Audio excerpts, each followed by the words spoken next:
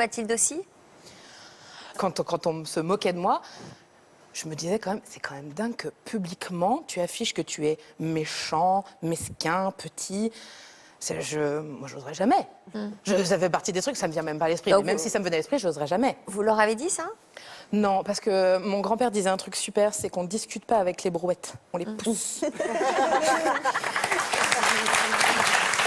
Donc c'est quoi? Pour moi, c'était une perte de temps. C'était vraiment une perte de temps parce que très tôt, mes parents m'ont mis au conservatoire parce que mes parents, c'est le genre de gens à qui on dit « Ouais, je veux être chanteuse. » Ok, ben, on va faire ça vraiment comme il faut. Donc, horaire aménagé musique et tout, je faisais de la musique tout le temps. Et donc, moi, quelque part, dans mon développement humain, c'est toujours passé par la musique, le métier que je disais que je voulais faire. Alors, bon, évidemment, il y a une petite période à flou, ado, où je voulais juste faire du rien, mais comme les ados. Mais dans ma construction, je me suis toujours demandé, non pas est-ce que je suis mince, est-ce que je suis belle, est-ce que les autres sont contents de ma plastique quand ils me regardent, c'est est-ce que quand je chante, je procure de l'émotion, est-ce que je suis une personne humaine, est-ce que demain j'ai peaufiné mes défauts, plutôt un travail sur un moi intérieur. Moi, j'ai quasiment plus entendu Salintello que Bonjour la grosse. Hein. Mais dites, on s'afflaire quand même les années de travail sur soi, de psy, etc., non? Même pas. Pour tenir un discours aussi précis non, et affûté. Je pense que quand on est artiste, pour pouvoir comprendre le monde, il faut beaucoup le regarder. Je suis très contemplative et surtout, je me pose toujours la question de à qui profite le crime. Et quand quelqu'un me dit quelque chose, que ce soit positif ou négatif, surtout quand c'est négatif, je me dis mais qu'est-ce qui pousse cette personne-là à me dire ça? Et tout souvent parce que c'est gratuit. Encore quand c'est un parent qui s'inquiète, et est-ce que tu as dû voir le médecin, est-ce que tu as du diabète, du cholestérol, encore ça passe.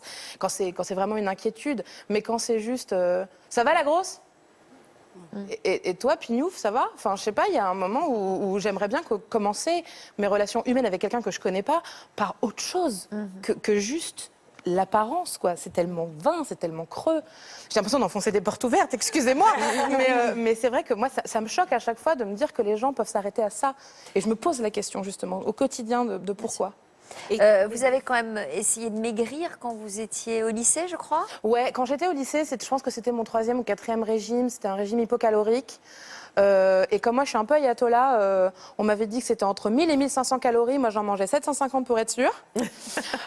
Et donc, j'avais des étourdissements, tout ça. Enfin, j'étais en parfaite santé. C'était vachement bien d'essayer d'être mince. Ça m'a vachement servi au niveau de ma santé. Et au bout d'un moment, j'ai eu une expérience vraiment qui m'a marquée. J'ai perdu du poids en très très peu de temps. Et à un moment donné, je fouettais dans mes fringues. Ma mère, elle m'a emmenée faire un peu de shopping. J'ai acheté des nouvelles fringues. Donc c'était à cette période-là? Ça, c'était, je crois, 2e ou 3e régime. Je pense que j'ai pas dépassé le numéro 4. J'ai encore ce sweat, pour la petite histoire. Et là, je crois que je me retourne vers mon oncle qui prend la photo. Et je sais pourquoi je souris. C'est pas forcément parce que je suis mince, parce que regardez-moi ces jambes. C'est parce que je suis à Argenton-sur-Creuse, qui est la ville dans laquelle j'ai grandi et qui est la ville dans laquelle je pense que je me suis plus épanouie, parce que c'est une petite ville, il y a peu de gens, on se connaît, donc les gens osent moins faire des réflexions, parce que sinon, tu vas voir, ma mère, elle va t'en parler quand elles vont se retrouver au supermarché. Et on découvre avec stupeur que tu n'es pas une vraie blonde. Oui. T'as vu? Non, mais selon les photos, tu vas voir, ça va changer à peu près tous les 6 mois. Et ouais, il y a vraiment une expérience qui m'a marquée, c'est que je suis arrivée en retard, il me semble que c'était en cours de français, avec des nouvelles fringues. J'étais passée chez le coiffeur, j'avais la classe et j'étais toute mince. On voyait que j'étais mince, j'étais habillée en noir avec un truc un peu genre qui amincit et tout. Parce qu'apparemment, quand on est ronde, il faut forcément des fringues qui amincissent, il ne faut pas assumer ses rondeurs, il faut cacher ses rondeurs. Et il y a eu un blanc quand je suis arrivée dans la classe. Mais un blanc, un vrai blanc.